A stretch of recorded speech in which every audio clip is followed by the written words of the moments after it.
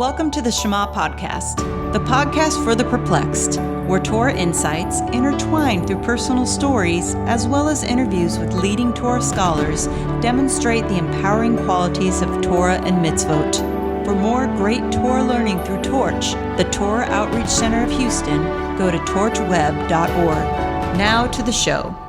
Welcome back, my friends, to another episode of the Shema podcast. As we are approaching Rosh Hashanah, I want to share with you this powerful teaching I learned from Rabbi Nachman in his Likutei Moharan. And it is about how to wield the sword of prayer. And he lays out very step by step on how to do this. But before we get into his teachings, there's something we need to understand that our prayers do matter, and they have a major impact on the world around us. You know, if you look at the name of Hashem, the name that we're referring to when we say Hashem, which means the name, it is the Hebrew letters Yud, and then Hey, and then a Vav, and then a Hey. And it's a name we don't pronounce because we don't have the vowels presented to us in the Torah how to do so, and if someone did know how to pronounce it correctly, they're forbidden from doing so in our generation. It'd be like someone plugging a lamp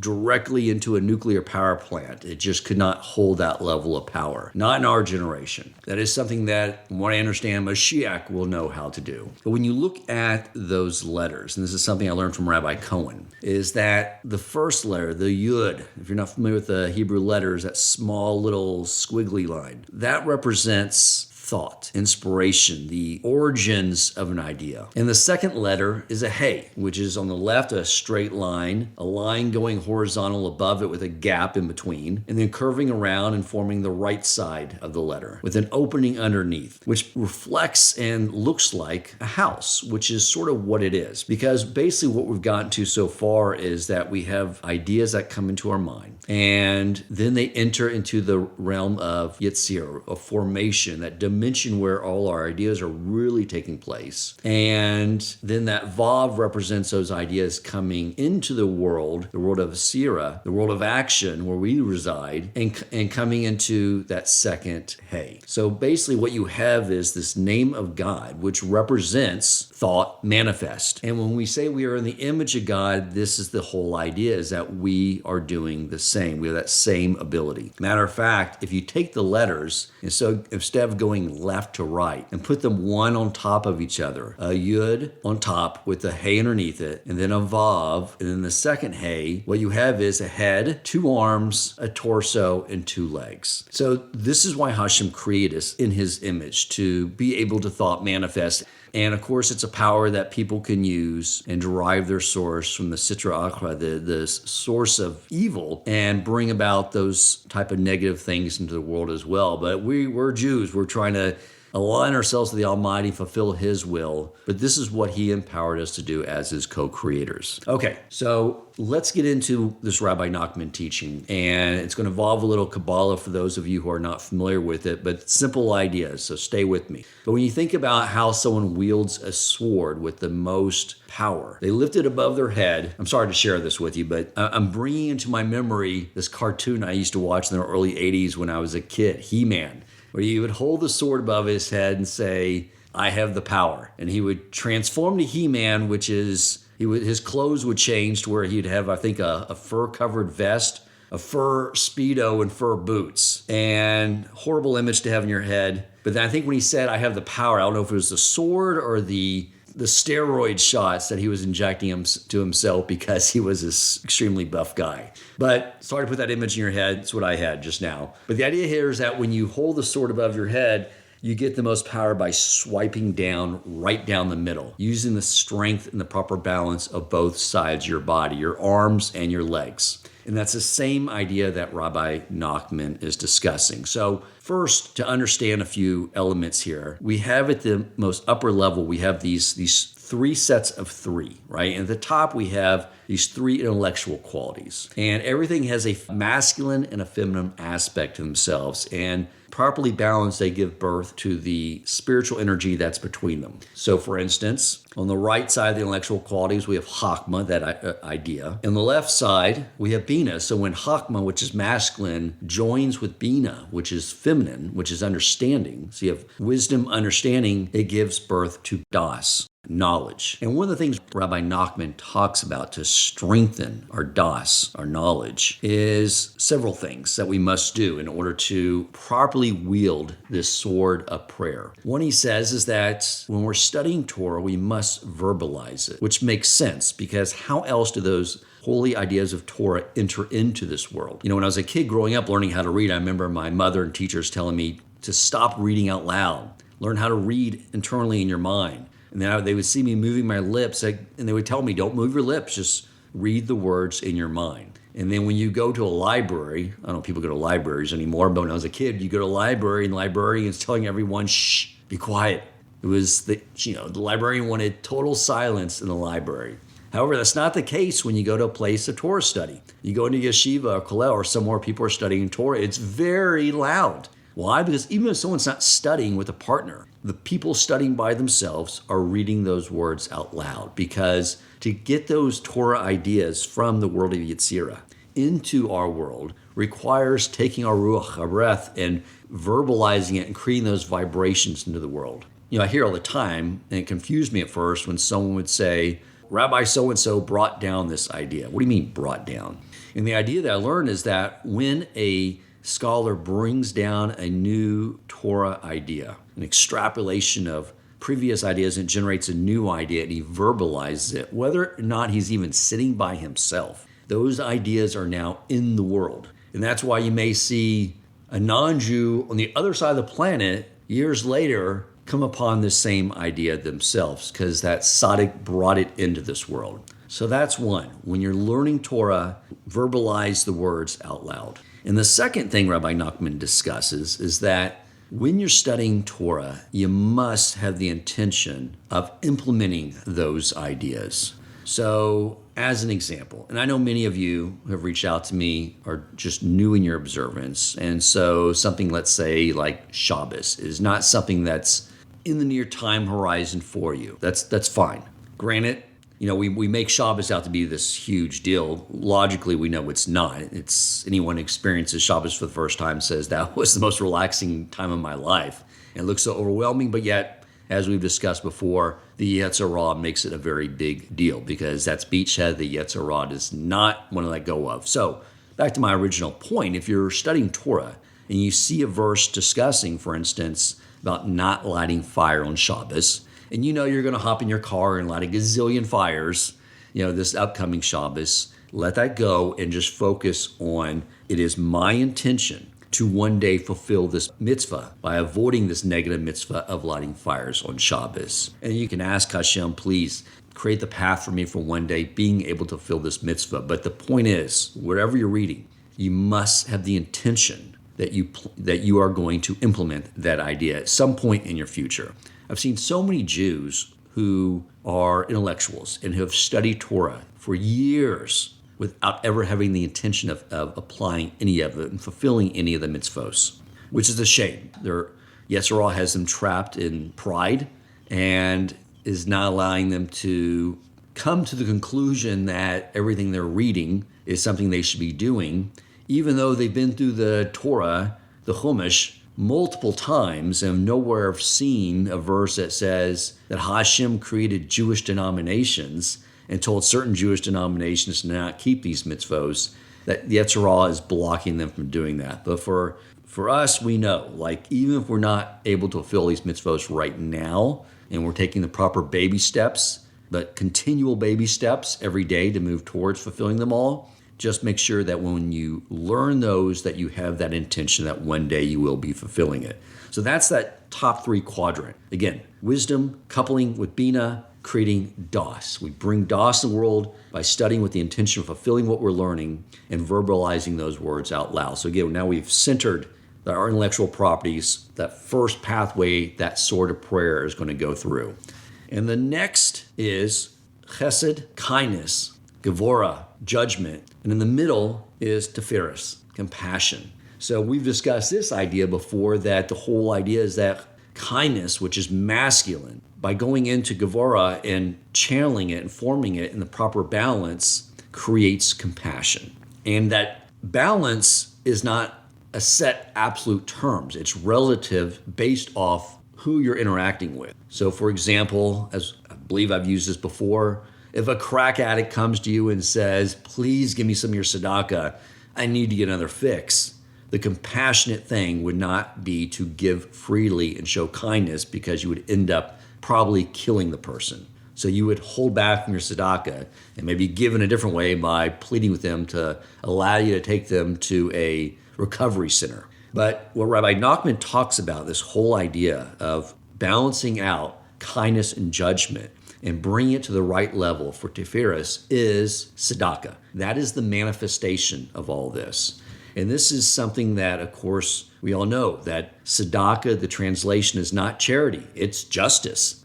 And so we need to know that when we give tzedakah, that we are keeping accurate accounting of every dollar that comes in, and we're making sure that 10% of it goes out. However, it must go to true causes that are worthy of Hashem's tzedakah. For one, spreading Torah wisdom, whether it's kiruv organizations like Torch, or yeshivas, or places that are supporting Torah scholarship, or it's the needy. And we work within concentric circles of first providing for the needy of our fellow Jews in our local area, and then in Israel. Now, this is something I realized early on I was not doing properly. And what I mean by that was I was giving to organizations that were doing the opposite of supporting Torah values. It was horrifying to learn this, that when you give to organizations that do the opposite of spreading Torah values, then not only does it not count as tzedakah, it counts against you, because you basically have helped finance with Hashem's money blasphemy and people doing the opposite of Hashem's will. So I'm not going to name any organizations, but there are Jewish organizations that promote the idea that Torah is not divine and Jews are not obligated to fulfill mitzvos. That is not a place worthy of tzedakah, because it does the opposite. We want Jews to understand Torah is divine, and fulfilling the mitzvos is how they rectify themselves in the world around them and fulfill Hashem's will and properly cleave to Him. There's an organization that people give tzedakah to, and they're responsible for dispersing it to other Jewish institutions. And I've seen these organizations. Torch will go to them, and they'll say, hey, so what do you do? And they'll say, well, we teach Torah to all Jews. And they'll be like, okay, well, we'll get back to you. And I've seen that same organization, when someone came to them and said, hey, we would like some money because we would like to put together a group to march in a gay pride parade. They were opening up their checkbook and writing checks before they finished explaining everything they were going to do. We have to be careful. We have to give our tzedakah in a way that, and to others and other institutions that are in alignment with the way Hashem wants us to give our tzedakah. So that's step 2, is the proper balance of chesed, kindness, gevura, judgment, balancing it properly for Tiferes, which is beauty or compassion. It's how we give our tzedakah. So now we've gotten the sword down to that middle level. The third, bottom 3, is we have on the right side, we have nitzach, which means victory or endurance. And on the left side is hod, which I've seen translated as splendor. And in the middle, we have Yesod, which means foundation. So let's break apart these ideas now. And these are something I struggled with for a while, because when you start at the middle Tiferes, the middle energy of Yesod, what it corresponds with is the sex organ. And as we've discussed before, one of the most important covenants with our Creator is for a male to keep his bris milah, to get the bris milah when he's an infant on his 8th day, but to keep it through sexual purity. I've discussed this idea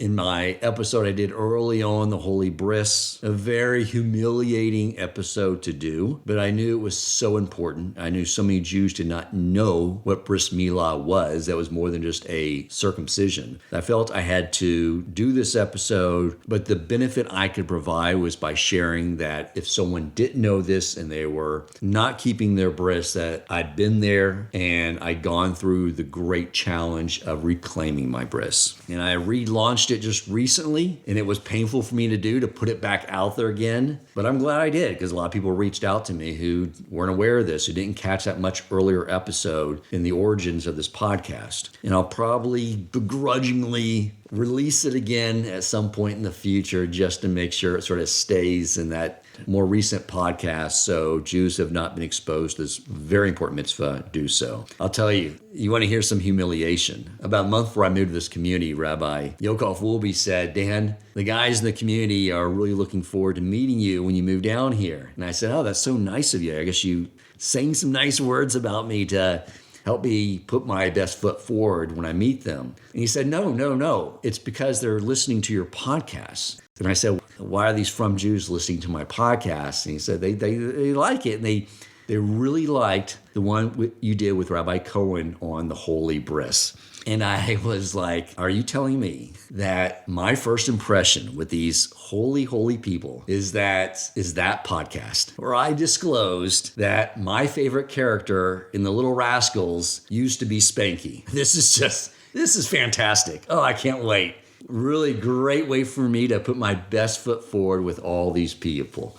But again, a sacrifice I'm willing to make for my fellow Jews. I never really could understand this whole idea of how does nitzak, victory, and hod, splendor, fit into the equation of balancing out to create Yesod, this foundation of our bris milah. And this is what I've gathered here, is that this idea of nitzak, it's victory or endurance, is when you reach a new level of understanding or fulfilling a mitzvot or something you've been working on.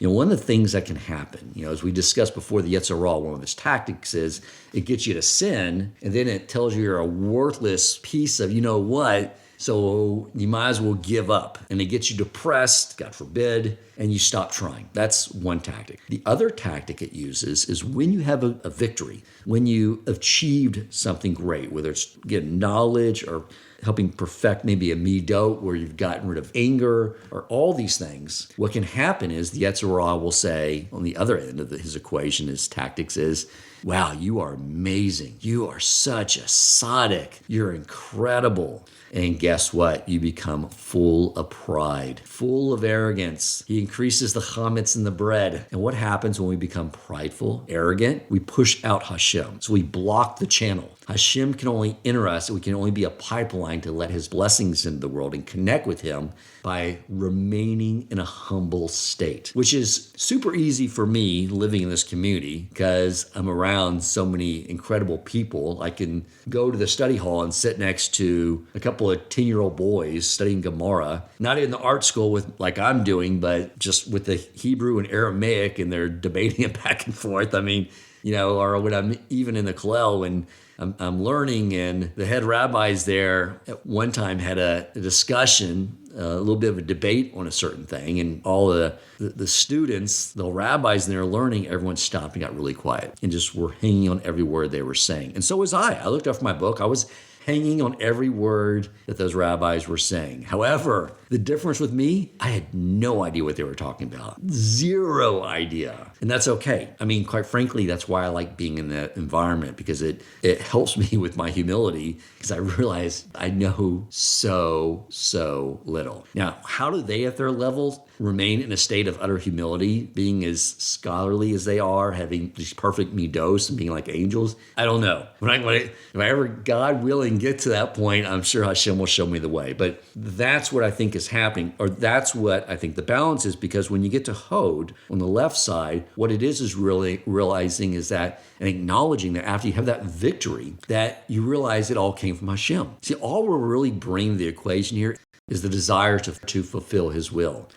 But the ability to learn and comprehend Torah and change ourselves, it would not happen without Hashem's help. That is reality. And it almost gets you to a point like, well, what am I bringing to the equation? Again, what we're bringing is the desire. I desire to fulfill your will. Help me learn your Torah, improve my midos, my character traits, and help me fulfill the Torah. And so I think that's the whole idea here, because what is one of the main thing that leads someone to breaking their bris milah? It's pride and arrogance. And that's why that is that last channel. The other thing that arrogance and pride brings, getting back to the bris milah too, is that if you look at the whole idea of bris milah and using our sexual organ in the proper way, is that by default, just like animals, they act off that urge. And Hashem had to build into the system that all species had that urge, because he knew the majority of species, of course the animals, but the majority of mankind would not be wanting to fulfill his will. But Hashem needed him to fulfill his will as far as procreating and bringing more bodies and neshamas into the world. But then we're tasked with totally turning it and using that only to serve his will through marital intimacy with our wife and creating beautiful babies to bring new neshamas into the world. So we're taking something that could be used for receiving selfishly for our own pleasure, and we're using it for giving. Again, this is the whole idea too of aligning ourselves with Hashem, is being in a state of giving, because he's always in a state of giving. And that's why if you look at all these three things down the center, Daas, knowledge, we are taking the Torah we're learning and we're giving it. We're bringing it out in the world. Even if we're studying by ourselves, we're studying with the intention of doing it and bringing it out in the world through action. We are giving through our tzedakah, and then we are giving through our bris milah by using that part of our body only to serve Hashem. This is the way Rabbi Nachman's teaching. If we have these three things in balance, we hold that sword of prayer above our head, it gives us the ability to swipe it down and bring all those blessings into the world. And what happens when we bring those blessings in the world? That is the Tiferes right under Yesod, Malchut, kingship.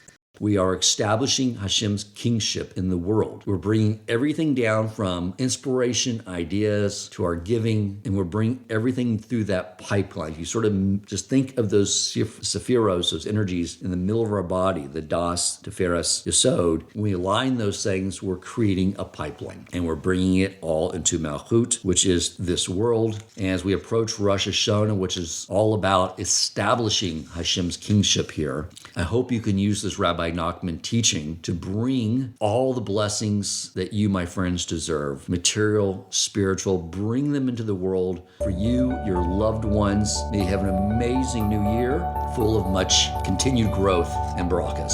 Thank you for listening, my friends. If you enjoyed this episode, please consider supporting Torch so they can continue to spread Torah wisdom to the world by making a donation at torchweb.org and clicking donate in the top right corner of the page. And if you would like to get in contact with our host with comments, suggestions for future topics of learning, or questions for him or his guest rabbis, you may email him at president@torchweb.org.